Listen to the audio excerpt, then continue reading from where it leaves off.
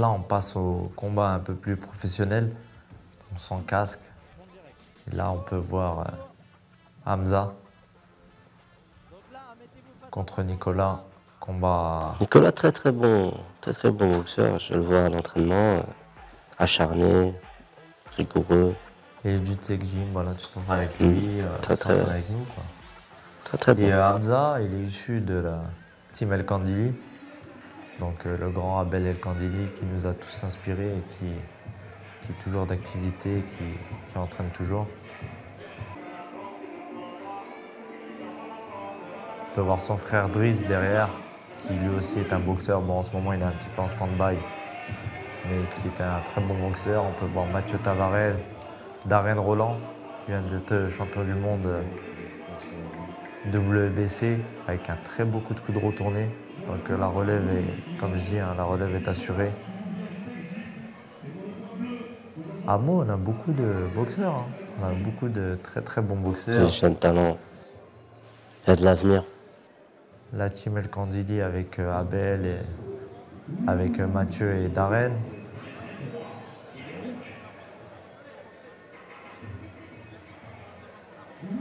On voit tout de suite la tension. Très très palpable. Ça risque de pas rigoler là, les deux. En plus, ils sont assez costauds quand même. Hamza avec le short Maroc qui représente le Maroc. Donc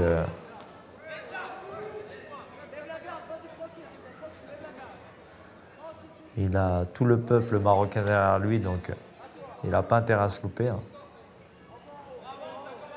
Je pense qu'il est conscient. Vu comment il est déterminé là.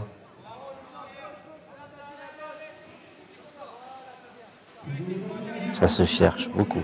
Je trouve comparé aux deux combats précédents, bah là, la moindre faute, ça peut être fatale. Donc ça cogne beaucoup plus, il n'y a pas de casque. C'est plus réfléchi. Ça part pas à la bagarre d'entrée. Hamza qui feinte, il prépare ses attaques, il n'envoie pas ça n'importe comment. Nicolas. Qui attend le bon moment, je pense. Nicolas, comme il est assez costaud, il va jouer sur sa force. Donc il attend de bien cadrer pour...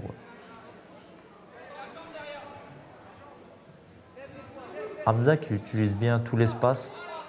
Nicolas qui essaie de couper la route avec ses middle. Il n'est pas évident à boxer, Hamza. Très très très vif, il rentre, il sort, il rentre, il sort. Pas mal.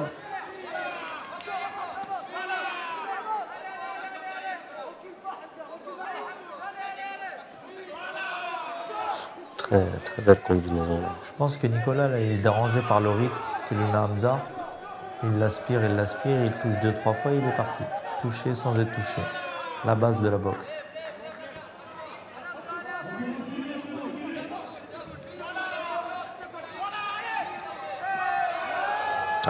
Il est touché. Il a touché sur un crochet du gauche. En fin de round. Enfin, déséquilibré, on pourrait dire. Oui. Même s'il est touché, là, c'est la minute de récup. Oui, je pense que...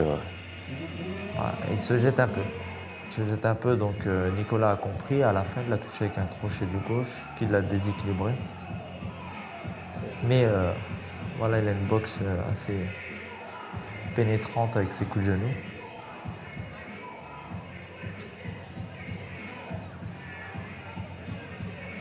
Façon, après, regardez le crochet là, voilà. Il l'a refait une fois, 2 fois. Nicolas a enregistré et boum, sanction. Mais généralement, les Marocains, la boxe marocaine, c'est beaucoup du rentre-dedans et ils sont pas là pour rigoler. Donc là, on le voit avec Hamza, il rentre, il boxe, il rentre, il se pose pas de questions.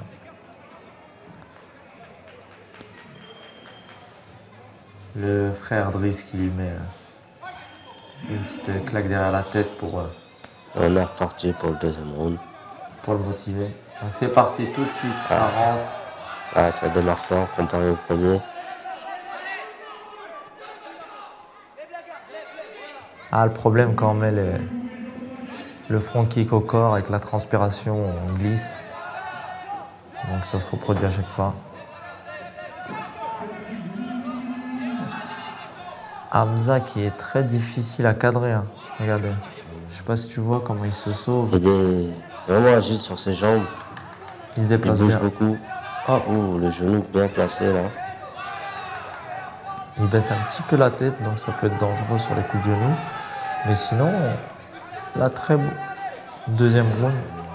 Début de deuxième round, ça envoie. Ça boxe. Nicolas le touche une fois, il se fait toucher 3 fois. Il est sur le reculoir, comme on dit, sur les talons.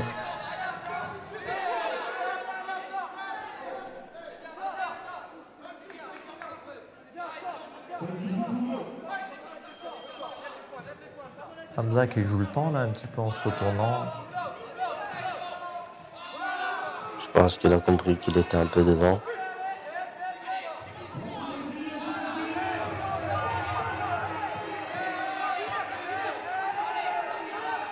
Et Nicolas qui est toujours là, qui encaisse le coup. Et qui riposte de temps en temps. Sur des crochets, sur des low kicks.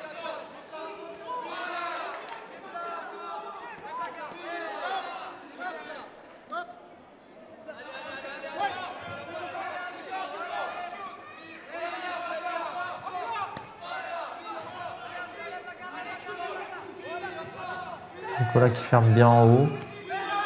Hop, un backfist qui est assez bien passé. Il aurait pu faire des dégâts celui-là. Hop, on voit Hamza qui avance, mais vous avez vu le coup de, t'as vu le coup de genou, ce que je te disais?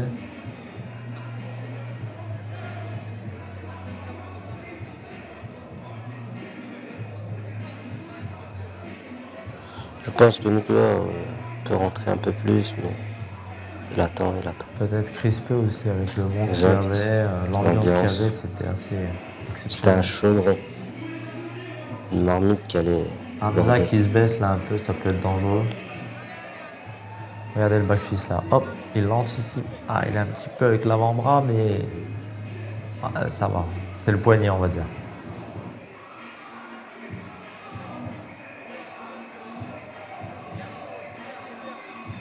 Troisième round qui va débuter.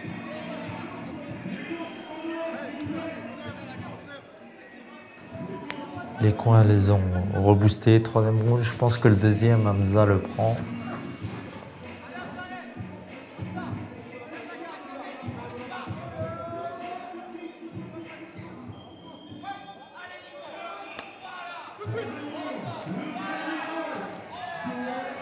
Ah, moi j'étais dans l'organisation, donc j'ai pas vraiment vu tous les combats.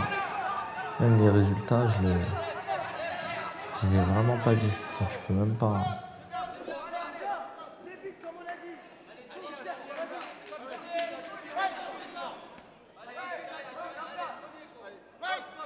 On voit quand même du fair play. Très beau fair play.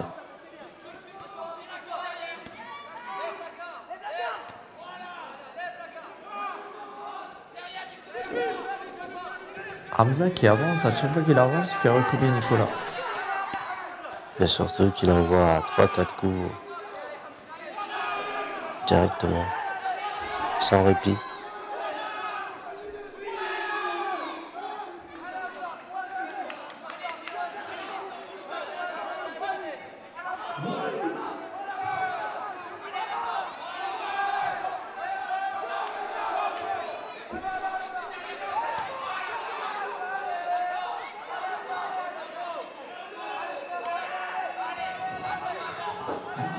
Hop là, Hamza qui se baisse avec sa gauche pour remonter avec sa droite. C'est une stratégie, mais ça peut être dangereux parce que on n'est pas en boxe anglaise, il y a les coups de genou. Nicolas qui avance là. La gauche qui l'arrête, une gauche d'arrêt comme on dit.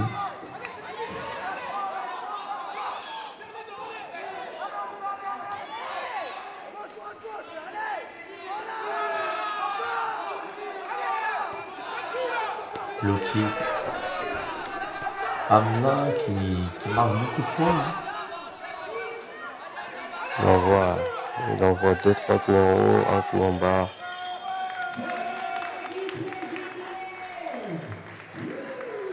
Bon combat dans l'ensemble. Beau combat, ils peuvent être fiers d'eux parce que franchement, C'est pas facile.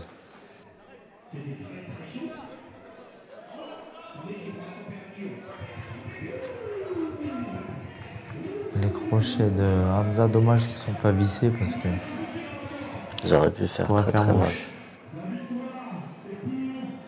Hamza qui lève le poing. Ah, match nul. Ah, franchement, Les juges n'ont pas pris de risque, on va dire ça. j'aurais dit plus. J'aurais été tenté sur la victoire de Hamza. Hamza, fair play.